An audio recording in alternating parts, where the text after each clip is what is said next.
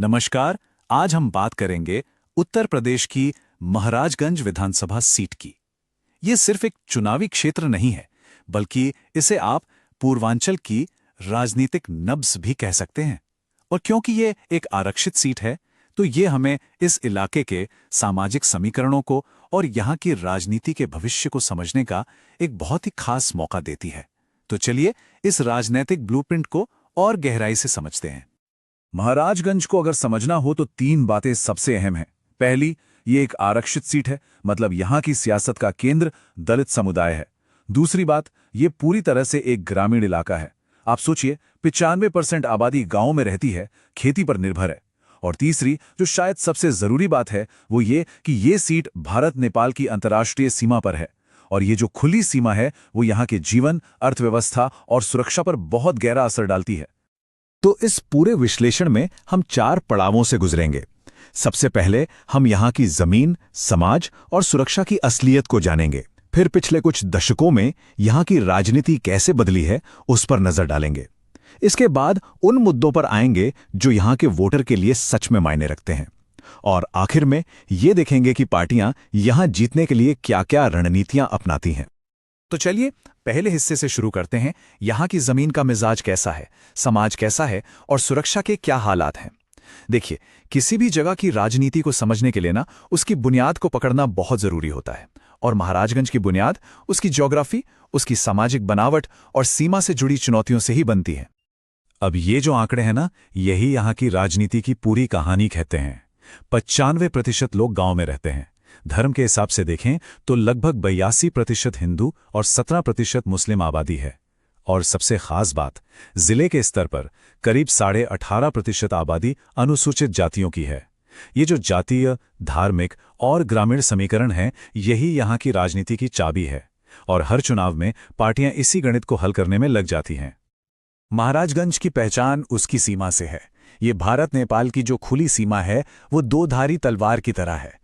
एक तरफ लोगों को आने जाने, व्यापार करने मतलब रोजी रोटी के मौके देती है, तो वहीं दूसरी तरफ तस्करी जैसी कई चुनौतियां भी खड़ी करती है। और साथ ही घुसपैठ और सुरक्षा को लेकर एक चिंता हमेशा बनी रहती है।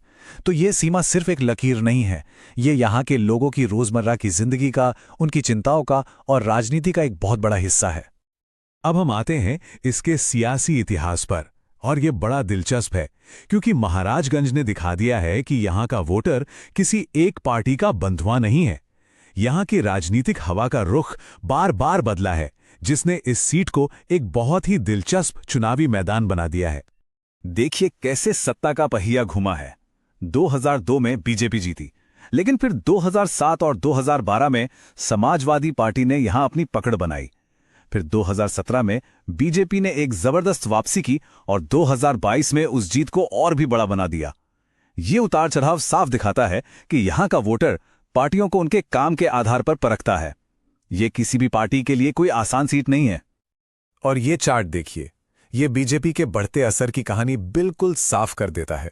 2002 में जहां पार्टी का वोट शेयर लगभग 30% के आसपास था, वो 2017 में उछलकर सीधा 51% से ज्यादा हो गया और 2022 में भी उसी के करीब बना रहा। ये महज एक जीत नहीं थी, ये एक निर्णायक बढ़त थी। ये डेटा बताता है कि पिछले दशक में बीजेपी ने इस क्षेत्र में अपनी जड़ों को बहुत गहरा किया है। और ये आंकड़ा 76,903 इसी मजबूत पकड़ का सबूत है। 2022 के विधानसभा चुनाव में बीजेपी की जीत का अंतर इतना बड़ा था। ये कोई छोटा मोटा मार्जिन नहीं है। ये दिखाता है कि वोटर्स ने एक बहुत ही स्पष्ट जनादेश दिया था। और जब जीत इतनी बड़ी होती है, तो उसके पीछे के कारणों को समझना हर पार्टी के लिए बहुत जरूरी हो जाता है। अच्छा, पार्टियों की जीत हार तो ठीक है, लेकिन असल मुद्दा तो यह है कि वहां के आम वोटर के लिए क्या मायने रखता है। तो अब बात करते हैं उन जमीनी मुद्दों की जो चुनावी शोर शराबे से परे हैं, क्योंकि आखिर में चुनाव तो इन्हीं पर लड़े और जीते जाते हैं। वैसे हमारा संविधान हर नागरिक को सम्मान से जीने का हक देता है और अपनी बात रखने की आजादी भी, पर यह जिम्मेदारी के साथ आती है, ताकि एक स्वस्थ और सूचित संवाद समाज में बना रहे। तो क्या हैं वो मुद्दे जो हर घर में, हर चाय की दुकान पर डिस्कस होते हैं? सबसे पहले बेरोजगारी, खासकर नौजवानों में। दूसरा, खेती का संकट और किसानों को आसानी से कर्ज न मिल पाना। तीसरा, बॉर्डर पर सुरक्षा और अपराध की समस्या। चौथा, सरकारी योजनाओं का फायदा असल में लोगों तक पहुंच रहा है या नहीं। और पांचवां, बिल्कुल बुनियादी चीजें जैसे अच्छी सड़कें, बिजली और साफ पानी।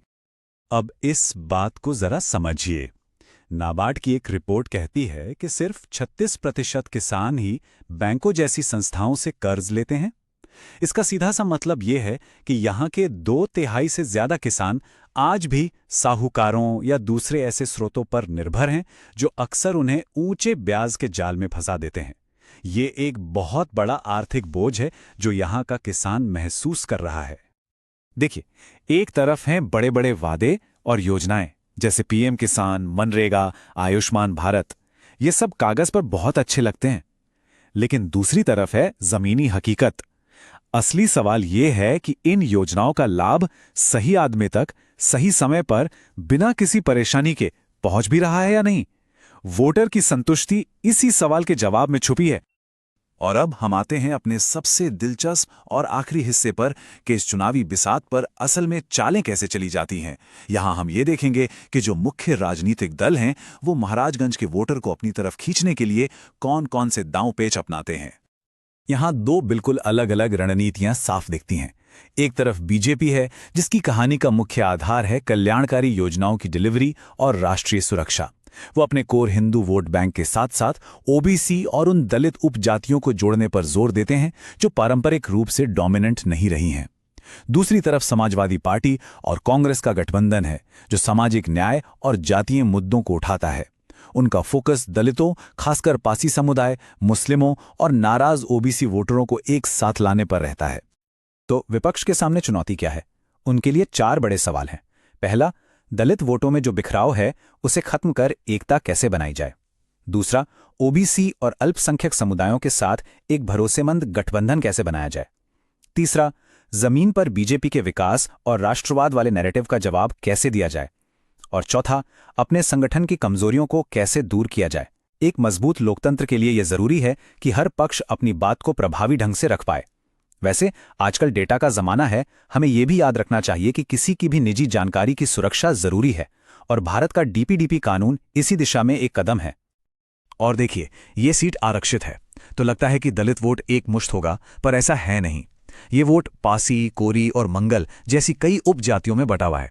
बीजेपी के जो मौजूदा विधायक हैं वो कोरी समुदाय से आते हैं, जबकि विपक्ष पासी समुदाय पर ज्यादा ध्यान देता है। तो इस सीट को जीतने के लिए किसी भी पार्टी को अनुसूचित जाति समुदाय के अंदर की इन अलग अलग आवाजों को बहुत ध्यान से सुनना और समझना होगा। तो आखिर में इस पूरे विश्लेषण का सार क्या निकलता है? सीधी सी बात है, महाराजगंज में कामयाब अभियान वही होता है जो एक बड़े विचार को, चाहे वो राष्ट्रवाद हो या सामाजिक न्याय, लोगों के रोजमर्रा के मुद्दों से जोड़ दे। जो पार्टी अपनी बड़ी कहानी को नौकरी, सुरक्षा और बेहतर सड़क पानी जैसे जमीनी मसलों से जोड़ने में कामयाब हो जाती है, जीत का सेहरा उसी के सर बनता है। और अंत में ये एक बड़ा सवाल छोड़ जाता है। महाराजगंज जैसे क्षेत्र में जहां पहचान, सुरक्षा और अर्थव्यवस्था के मुद्दे एक दूसरे में उलझे हुए हैं, भविष्य की राजनीति जमीनी काम से जीती जाएगी या फिर बड़े नारों और कहानियों से? इसका जवाब ही महाराजगंज और शायद पूरे भारत की राजनीति की आगे की दिशा तय करेगा। अगर आप एक जन केंद्रित नेता बनना चाहते हैं और अपने क्षेत्र का उत्थान करना चाहते हैं तो blueprintstrategies.ai से mgr@blueprintstrategies.ai पर संपर्क करें या 08042041602 पर कॉल करें। राजनीति से परे एक उद्देश्य,